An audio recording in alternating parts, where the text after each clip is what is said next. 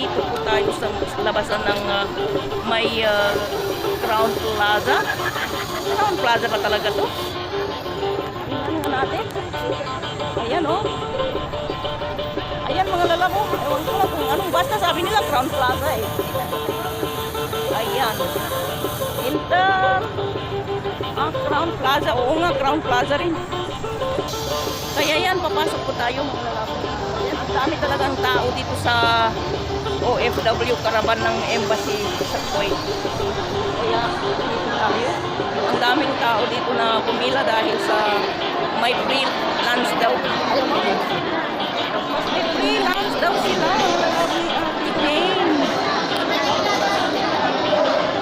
Ayan. Tapos punta tayo sa sa programa ng embassy dito.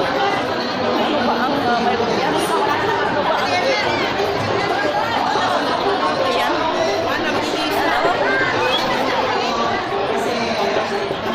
Natawa ba ako mga lalaw ni Ate Jen kasi hinarangan ba ako? Kasi yan daw ang pasukan eh. Dito ang pasukan eh. Dito ang pasukan eh. Kaya papasok tayo mga lalaw. Tingnan natin kung ano mayroon dito. Yan. Dito na tayo sa events ng embassy of Kuwait. Ay, ang ingay! Makakapag-usap natin ang ating mahiwagang partition. Okay, Ferdinand Cunana. So kanina nabunot na pala. So, last call na lang. Okay. Last call na lang to ha. Pag wala, void na. Talaga, may mga print pala sila. We also have ticket number Tayo kasi dumating eh. Ferdinand Villanueva, congratulations. Ano na nga yung Ticket number 1272, Karen Sunil Abdul. Ayan. Yung iba kasi mga doktor. Ayan, yung mga pangalan nila. Parang Esclamande. We also have ticket number 1246 and S.E. Molina. Wala akong charger.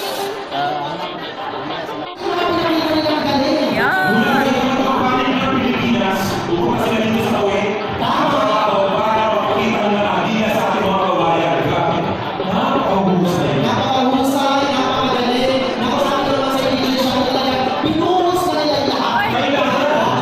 Kasi yung mga judges natin parang dito sa ako, basta nandito yung kanalo, yung last two,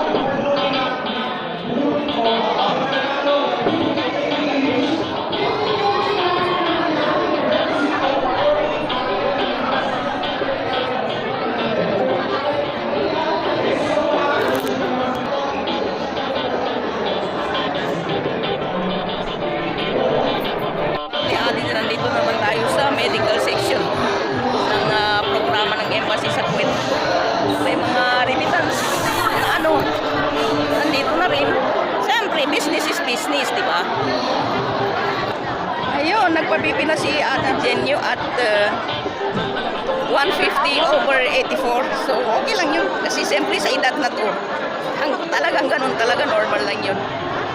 So, ang importante, huwag tayo ma-stress, huwag mag-iisip ng kung anong problema.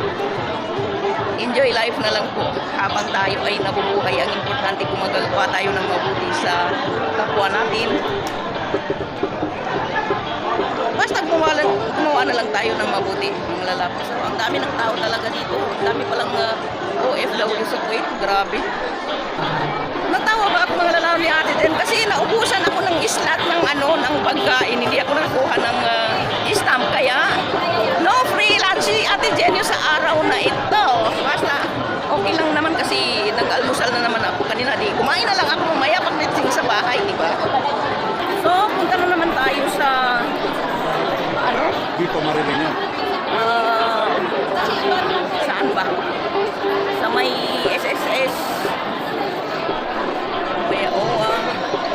Grabe.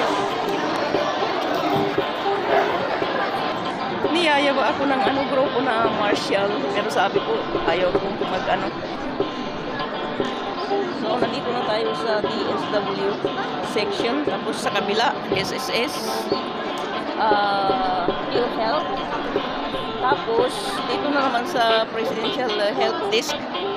dito ang ano, ang dami ng tao, mas lalo na kanila yung iba, umuwi na mga lalaki ni Ate Jen. So, hanggang dito na lang po. Yung sila, marami silang yung iba, marami silang nakukuha na regalo. Saan ba yun? Pero ako ni isa, saan ba ang mga regalo na yan? So, hanggang dito na lang po tayo mga lalaki ni Ate Jen. Take care always. I love you all. God bless us all. Bye! Ay, mga lalaki ni Ate Jen, nagkakuha na rin ako. Yes, malin yan. Oo, mangga. Sige, alagang Thank you so much sa nag-sponsor. So, kanina pa ako nagpapaalam. Hanggang ngayon, paalam pa rin ako eh.